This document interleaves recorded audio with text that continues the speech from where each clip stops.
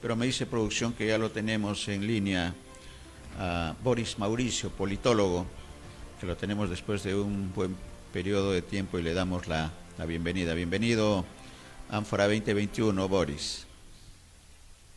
Muchas gracias, Néstor, y por la invitación y a tus órdenes. Varios temas, ¿por dónde empezamos? ¿Cuál es el panorama, primero Pues, el panorama ah, del politólogo, del ambiente político de nuestro país, Boris? y yo creo que continuamos en esta tensión, ¿no?, que nos dejó la segunda vuelta. Eh, Observo que también ahora ya hay una tensión en otro escenario, en el escenario gobierno, o sea, hay otro, ¿no? Entonces estamos viendo una situación de tensión en todo el sistema político, pero también en un subsistema en el partido gobernante, ¿no? En lo que significa el presidente de la República con sus, digamos, partidarios o personajes, y también por los otros que son los personajes afines a Cerrón, ¿no? Y ahí tenemos, pues, digamos, un conflicto interno, y tenemos otro conflicto externo que sigue entre liberales de derecha tradicionales y izquierdistas que están en el poder.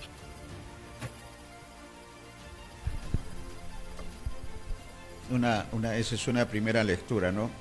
Y hay una Así intención es. de la derecha también, Boris, por sí o sí vacar al presidente y lo ha dicho Renovación Popular, que es un partido, digamos, el extremo de la derecha, y algunos otros voceros, incluida la presidenta del Congreso, no directamente con el término de vacancia, pero sí haciendo algunas recomendaciones y que el pueblo pide cambios en una abierta injerencia de muchos comentaristas del Poder Legislativo en las decisiones del Poder Ejecutivo. El otro tema también, el de la interpretación auténtica que están haciendo al tema del voto de confianza, que también está enfrentando a los dos poderes. ¿Cómo puede buscarse una solución, un equilibrio de poderes en este escenario, Boris? ¿Qué es lo que tiene que hacerse?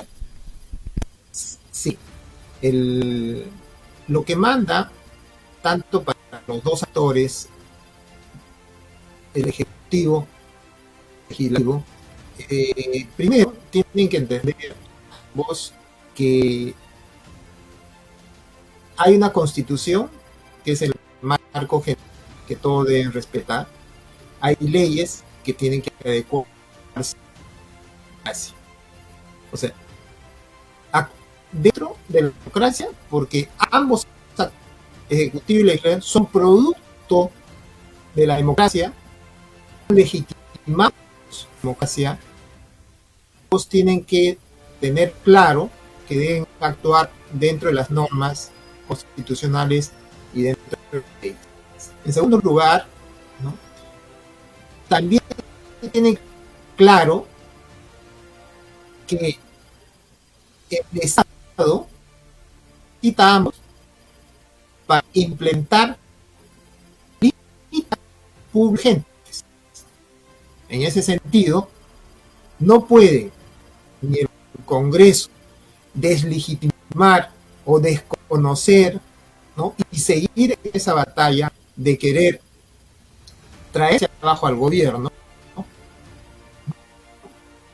El gobierno puede levantar señales, ¿no?, de no dialogar con el Parlamento y flexibilizar, ¿no?, algunas demandas que hace el Parlamento, ¿no? Entonces, porque y ya el Estado, en estas circunstancias, a partir de agosto, ya necesita resultados. El pueblo necesita resultados por eso y por parte del Poder Ejecutivo. Más, le digo, responsable de implementar las políticas públicas del gobierno y del Estado. Todo en función a los grandes intereses que lo saben, ¿no?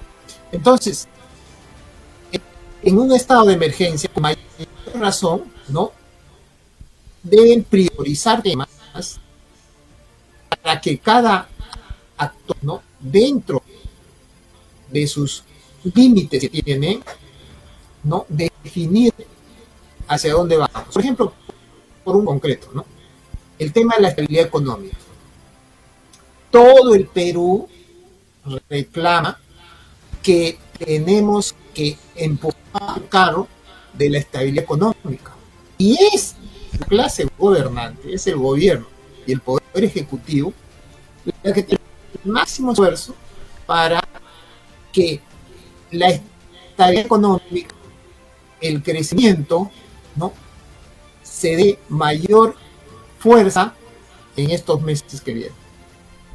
Entonces, el tema clave ahí, uno, es el tema del Banco Central de Reserva, para la estabilidad monetaria, para que tengamos una imagen de los actores económicos de cierta institucionalidad. Pues ahí ambos tienen prioridad, que es el principio meritocrático, ¿no? Entonces, si el legislador, si el gobernante no actúa en función a principios, a valores democráticos, ¿no?, vamos a caer en las minucias de la política y no vamos a ir a los grandes objetivos de desarrollo de la política nacional, ¿no? Entonces, ese es un elemento importante, ¿no? Tienen que llegar a concertar clases y dejar cada uno, ¿no?, cierta flexibilización a las demandas que se hacen mutuamente, ¿no? Por eso le dice, ya, no queremos, ¿no?, que estas personas están cuestionados, pese a que son legitimados de acuerdo a la ley y a la Constitución, el presidente los elige. No hay un requisito que diga, no, este ministro, porque han tenido un pasado político negativo, no pueden ser ministros. Eso no existe, ¿ve? Eso también tiene que entender el Congreso. Y por el lado del Ejecutivo, el Ejecutivo también tiene que entender si están las posibilidades de poder hacer cambios para tranquilidad, ¿no?, del sistema político en general que da al sistema económico. Ese es un tema crucial que es parte de la decisión política del presidente, ¿no?, y del presidente Castillo y del presidente del Consejo de Ministros. Y en el tema económico, Boris, ¿cómo evalúas el viaje que va a realizar Pedro Castillo a Estados Unidos a partir del 17 de este mes? ¿Qué puede significar en el plano internacional y en el plano local esta primera reunión, considerando además que Estados Unidos en la segunda vuelta, con el resultado ya conocido, aceptó la palabra no es aceptó, sino reconoció a Castillo como presidente del Perú y anunciaba de que se iniciaban una serie de reuniones en apoyo al Perú. ¿Cómo se evalúa esta primera salida del presidente al país, que también fue el primero en reconocer el triunfo de Pedro Castillo, en tanto todavía acá en nuestro país se atendía la serie de observaciones y pedidos de nulidad que hizo Fuerza Popular? ¿Cuál es el escenario que va a encontrar en Estados Unidos y qué repercusión puede tener en la política interna esta visita, Boris? Sí, como marco, siempre tenemos que saber que el presidente de la República es el titular, el que conduce la política exterior, ¿no? Eso es un mandato institucional. Es por eso que el Parlamento no tiene que poner cuestionamientos a las relaciones internacionales y a la conducción de la política exterior por parte del presidente. Entonces, los fueros internacionales, los espacios internacionales, ¿no? Donde el Perú, a través del presidente, da su voz con respecto a una agenda internacional, es importante porque articula al Perú al contexto de las relaciones internacionales entre los acuerdos, compromisos ya establecidos con anterioridad y también de acuerdo a los convenios internacionales y los nacionales de cooperación de relación, ¿no? Entre los diferentes países. Este fue importante, ¿no? De las Naciones Unidas, ¿no? Ha sido siempre un espacio donde los jefes de Estado dan a conocer, ¿no? Su sentir, su pensamiento como Estado, como gobernante, respecto a la agenda internacional. Igualito es en el CELAC, ¿no? Entonces, esto es importante no solamente porque se cumplen los marcos de compromisos internacionales, sino también es una oportunidad del presidente para decir, yo soy parte de las relaciones internacionales, la cooperación entre los estados, ¿no? Para el desarrollo, ¿no? Y para las agendas conjuntas que se tienen en marco global, como es, por ejemplo, el tema de medio ambiente o el tema de la reactivación económica a nivel global, producto de que todos están afectados por la pandemia. Entonces, sí es importante la visita y a tradición todos los gobernantes han ido a estos foros internacionales. Correcto. Y hablando de presidentes, ¿cuál es el comentario a la denuncia constitucional contra Pedro Pablo Kuczynski y también a Kenji Fujimori? Esto por supuestas irregularidades en el indulto a Alberto Fujimori, Boris. Yo creo que en el marco internacional, por ejemplo, nos ven a nosotros como un país que efectivamente su sistema de justicia, ¿no? Atrapa y procesa a los delincuentes, ¿no? Públicos. En este caso, los procesa a presidentes, no importando, ¿no? El poder y el cargo que hayan tenido. ¿Ve? Entonces, eso es en el contexto internacional. Cuando lo ven al PEC, efectivamente, pues tiene como a 3 presidentes, a 1, 2 ya con arresto domiciliario y un presidente sancionado que cumple condena. Y en lo que respecta al Ministerio Público, al Poder Judicial,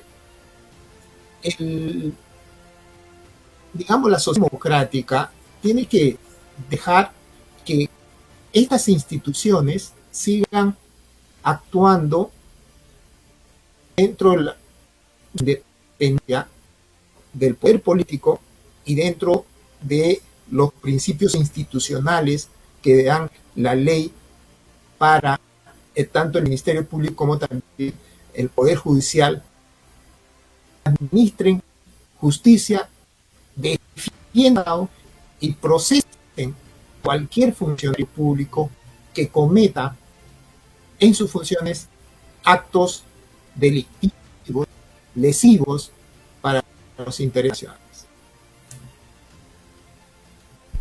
Sí, y también habría que tener en cuenta, Boris, ¿no? En esta situación, lo que ha dicho la fiscal de la Nación, que es la que ha presentado la denuncia constitucional ante el Congreso, señala, la denuncia es por el indulto humanitario otorgado a Alberto Fujimori el 24 de diciembre del 2017, y señala, ¿no? La gracia presidencial, de acuerdo a diversas investigaciones, había sido otorgada por Pedro Pablo Kuczynski para evitar su vacancia por incapacidad moral como jefe de Estado a raíz de sus presuntos vínculos con Odebrecht. A raíz de este caso, la magistrada sostiene también que son argumentos suficientes para presentar la denuncia constitucional contra Kuczynski por los delitos de tráfico de influencias agravado y cohecho pasivo propio en agravio del Estado. Y esos mismos argumentos de la denuncia contra Kenji Fujimori, el hijo del expresidente. Delitos de tráfico de influencias agravado en calidad de instigador y cohecho activo genérico en condición de autor y en agravio del Estado. Esa precisión, ¿qué puede significar en el ámbito del Congreso de la República donde se ha hecho la denuncia? ¿Qué puede ocurrir en el escenario de este Congreso y la composición que tiene el actual Parlamento, Boris? Sí. Al principio de la cooperación entre los poderes públicos, lo único que le queda al Congreso, ¿no?, es darle la facilidad, ¿no? Y si el Tribunal Supremo, la Corte en este caso, al Congreso, ¿no?, eso tiene que darle un sistema y un Estado que busca transparencia, busca, ¿no?, una política, ejercicio de los gobernantes, sean estos legisladores o sean estos ministros o presidentes, ¿no? Entonces, los principios tienen que regir para que no, ¿no?, para que no se dilate la justicia, no se deja estos políticos, ¿no?, a ciertos personajes que han cometido delitos funcionales. Porque un presidente no puede usar su poder con el poder legislativo, ni tampoco el legislador debe utilizar su poder para hacer transacciones y beneficios de parte. ¿Ve? No, la política sana no contempla el toma y daca en materia de decisiones que están en prerrogativa del presidente. Por ejemplo, un indulto es una prerrogativa presidencial, pero esta prerrogativa presidencial lo tiene que tomar bajo un informe que da el Ministerio de Justicia y bajo principios de buen gobierno, no para beneficiarse. Yo no te doy el indulto, o te doy el indulto y tú me haces un favor que me va a beneficiar en el poder a mí como presidente. ¿Ve? Entonces el mensaje es claro desde el punto de vista de la ética política, donde estoy, ¿no?, llevando mi comentario, ¿no?, para que aprendamos, ¿no?, de que lo que debe primar, ¿no?, en las relaciones políticas también son principios y valores éticos y de la democracia, ¿no? La transparencia, ¿no?, el actuar bajo el principio del bien común, ¿no?, no el bien particular, ¿no? Eso es lo prioritario.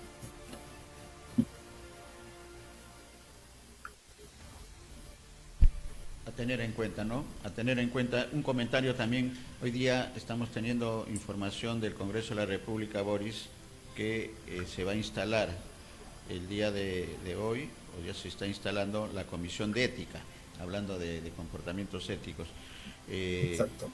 que va a tener un trabajo bastante complicado, porque ya hay congresistas que tienen no menos de 2 meses de instalado el Congreso y con actuaciones que están muy cuestionadas. ¿Cuál es el comentario? ¿Qué va a pasar con esta comisión de ética? Otorongo no come otorongo. ¿Se va a cumplir ese dicho popular en este escenario, con este Congreso, Boris? Yo creo que ahí es un tema para mí sustancial, en el tema de buscar con enseñanza, generar precedentes de la Comisión de Ética, de mantener, ¿no?, criterios de valores, como lo dice la propia norma del Código de Ética, de que todos tienen que actuar en función a ciertos principios y valores públicos, ¿no? Entonces, ni bien se instala la Comisión de Ética, ya tiene carga procesal, ¿no? Y yo pienso que el trabajo en los últimos tiempos de la Comisión de Ética ha sido muy cargado, porque efectivamente no hay una conciencia ética por parte de la mayoría del Parlamento, porque, por ejemplo, estos temas y estos comportamientos, si es que los legisladores o candidatos hubieran analizado, ¿no?, las normas, la ética parlamentaria, nos hubiéramos ahorrado, ¿no?, ya un poco de carga ante la Comisión de Ética, que no hubiéramos tenido esos comportamientos cuestionados desde el punto de vista de la ética parlamentaria, ¿no? Pero eso es el deseo. La realidad es que vamos a tener, ¿no?, mucho trabajo en la Comisión de Ética, y esperamos la Comisión actúe bajo los, ¿no?, de neutralidad, tomando en cuenta los valores y no obedeciendo, ¿no?, a ciertos dictados o mandatos de cierto grupo parlamentario, ¿no? Y todos tienen que pasar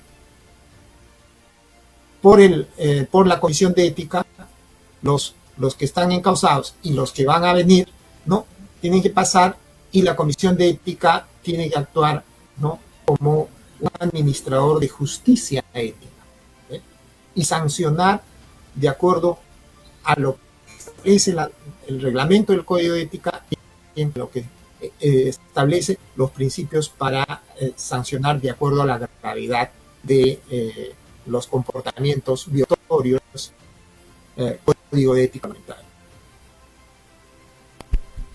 Habrá que estar atentos, ¿no? Atentos a lo que ocurra con esta Comisión de Ética. Un último comentario, con el agradecimiento en nombre de nuestros televidentes, Boris, tiene que ver con estos 15 partidos políticos que han perdido su inscripción ante el Jurado Nacional de Elecciones. Esto puede llevar a que en un futuro inmediato van a insistir, muchos de ellos ya lo han dicho, porque hay partidos con alguna trayectoria política en nuestro país, caso de PPC y el APRA, por citar a dos de ellos, y de recientes formación como el Partido Morado y FREPAP, por citar cuatro de los 15. Es posible que se pueda visorar en el futuro político de nuestro país, que se dé lo que se da en otros países como Uruguay, por ejemplo, donde hay 2 o 3 partidos importantes. Es posible que la derecha pueda unirse en torno al PPC, a Alianza para el Progreso y otros partidos políticos. No hablo de Alianza, que esté involucrado en el tema de la pérdida de la inscripción, pero partidos que son de centro o de derecha, con excepción de Renovación Popular, que definitivamente es la ultraderecha, por expresión de su líder máximo ahí, López Aliaga. Es posible que se pueda dar en el futuro, y la izquierda también, ¿no?, porque hay varios partidos de izquierda que están en el tema de la reinscripción, o de lo que están en algunos de ellos están apelando a la decisión. Estamos hablando de UPP, estamos hablando de Todos por el Perú, Vamos Perú, partidos que de alguna manera, Frente Amplio, ¿no?, que están identificados como partidos de izquierda. Es posible en el escenario político futuro tener una especie de bipartidismo, o 3 organizaciones o 4 organizaciones máximas, para no atomizar, y lo que ocurre al final es que se pierden los votos, y se pierde también la posibilidad de una gestión coherente en el desarrollo de lo que tiene que ser el país, en lo económico y en lo social. ¿Cómo ves? ¿Cómo vislumbras la situación a raíz de esta pérdida de inscripción de 15 partidos políticos a cargo del Jurado Nacional de Elecciones, Boris? Sí, y justamente tu reflexión me lleva a pensar que efectivamente el ideal que tú estás planteando para hacer un sistema democrático más o menos tripartidista o bipartidista, ¿no? Con menos partidos, tratar de no atomizar el sistema político. Justamente eso ha sido el motivo que se modificó las reglas electorales en los parlamentos pasados para reducir el número de competidores, ¿no? Y este es el efecto, ¿no? Dos, casi dos, ya han perdido, eso de partidos han perdido su inscripción. La perspectiva hacia adelante con respecto a lo que el espíritu de formas querían, quizás no va a ser en el mediano plazo o en el corto plazo, quizás en el largo plazo todavía, porque los incentivos que más, digamos, empuja a los actores políticos a insistir en sus propios partidos para volver a la carrera legal, partidos antidemocráticos, ¿no? El escenario que hiciéramos tendría que pasar menos por 2 procesos. Uno, de menos una reflexión nueva o actualización ideológica, tanto en las derechas como en las izquierdas, para que haya comunicantes y puedan así llegar a acuerdo, ¿no? Para permitir organización, ¿no? Que aglutina a estos diversos puntos de vista, ¿no? En segundo lugar, tendría que haber una reducción de la tendencia al personalismo, ¿no? Digamos, al mercantilismo en la política, ¿no? Al cacicazgo en la política, ¿no? Para que estos se unan en función de hacer instituciones fuertes, estables y de gran envergadura a nivel de todo el país. Si estos partidos que tenemos han perdido su inscripción, es en primer lugar porque no han podido leer claramente y servir articuladores de demandas e intereses de toda la población. En segundo lugar, no han hecho lo que hacen cualquier partido moderno a nivel de todas sus bases, porque hay mucha crítica que son partidos no institucionales, o bien centralizados o bien partidos solamente de nombre que utilizan como vientre de alquiler. Pero la lógica de un partido para mantenerse en el poder es que tiene que estar de la mano con el ciudadano, no solamente en 2, 3 capitales, ¿no? Ahora la ley manda siquiera en 65 distritos electorales. Tiene que estar, ¿no?, en todo el Perú, y tiene que tener un compromiso con sus militantes de hacer política, ¿eh? De decirle al ciudadano: yo canalizo tus demandas, ¿no?, ante la alcaldía distrital, ante la alcaldía provincial, ante el gobierno regional, ante la nacional, y fomentar, ¿no?, unas escuelas de liderazgo, una cohesión, ocuparse simplemente del pedazo de la torta, ¿no?, de la tratar, ¿no? Y no importando los medios, las formas, sino son justificados, no importando la forma. Entonces, por eso que el desprestigio se mantiene en la mayoría de partidos, ¿no?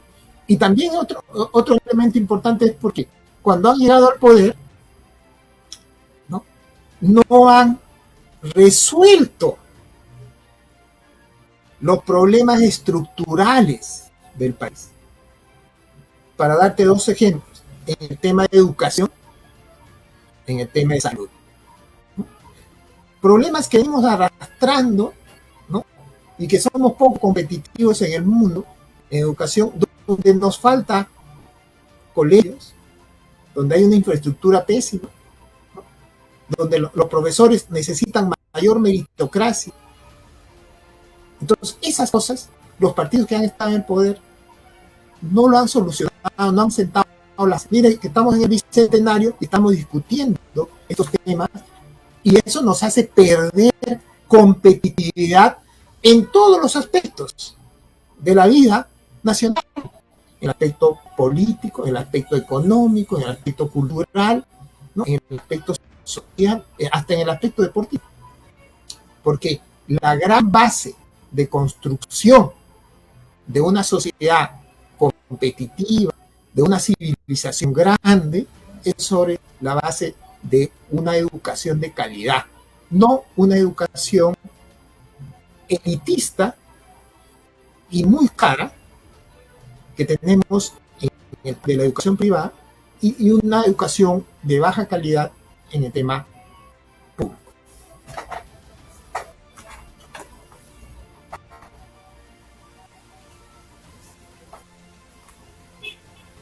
Sobre el tema, sí, varias lecturas decía,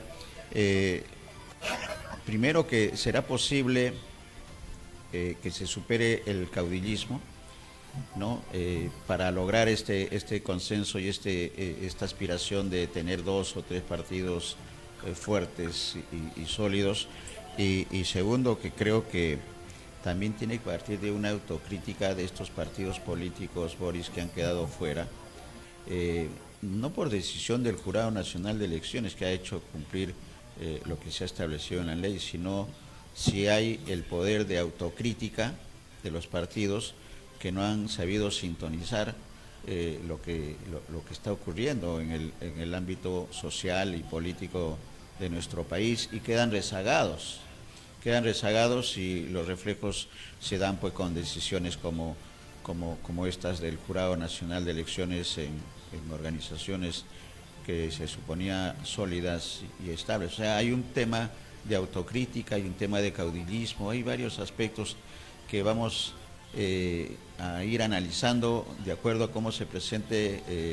la circunstancia política en los próximos meses. Estamos en una situación de cambios y creo que los partidos políticos también deberían entender eso, esa realidad, para poder tener éxito en lo que se haga. Ahora, ¿quién puede proponer, ya la parte final, Boris, quiénes pueden proponer, en el caso de la derecha, una organización fuerte y sólida? Acaba de aparecer un movimiento, no es un partido político, es un movimiento, el movimiento Alianza Democrática, con Roque Benavides en la línea de auspicio. ¿Qué puede ocurrir? ¿Podría convertirse Alianza Democrática en ese centro unificador de los partidos llamados de derecha? ¿Podría ser una opción? ¿Cuál crees que debe ser el actuar de acuerdo a lo poco que se conoce de Alianza Democrática, pero que ya está en el escenario político y en el escenario periodístico, Boris? Sí, yo creo que el escenario político da para que nuevos partidos hagan su incursión en la política nacional, porque el resultado del último proceso electoral es porque partidos nuevos están haciendo la escena política, ¿no? Entonces, cuando incursionan a nivel nacional, por visto en el proceso electoral. ¿Por qué? También es importante lo que tú mencionabas, que les va a llevar inexorablemente a las dirigencias partidarias a poner las barras en remoto, ¿no? Y una reestructuración, ¿no? Un análisis de la forma como han venido desempeñando en la vida nacional. Y esperemos que partido, ¿no? Donde en primer lugar considero que es más, ¿no? Combinen pues ¿no? Con recorridos o historial muy transparente, muy ético de sus miembros, ¿no? Que no estén, no den al Estado, ¿no? Que paguen sus impuestos, que estén formando cuadros nacional, que sean a los mejores de la sociedad, y va a depender también que atrevan los personajes, los especialistas a integrarse a partidos, ¿no?